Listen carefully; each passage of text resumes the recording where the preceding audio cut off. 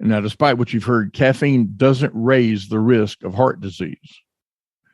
In fact, evidence shows that 16 to 18% lower risk of heart disease in men and women who drink 1 to 4 cups of coffee a day.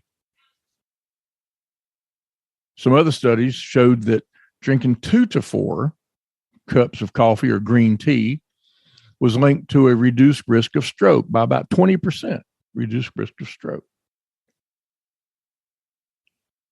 Now, one thing caffeine can do that might not be great for you is it can raise your blood pressure slightly, but this effect really is small in most people, and it tends to fade if you consume caffeine regularly. One review noted that those people who drink the most coffee have up to a 29% lower risk of developing diabetes.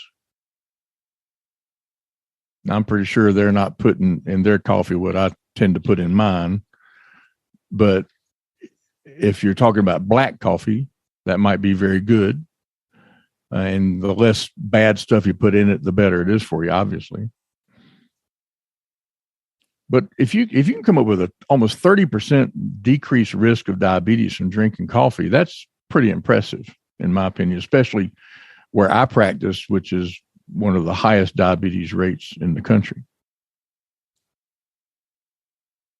So consuming decaffeinated coffee, I mentioned that it's not caffeine free. Drinking decaf coffee was also linked to a lower risk of diabetes. So the belief is that there's things in coffee that we just are not aware of that are having an impact. The change in diabetes rates was almost the same in coffee with and without caffeine.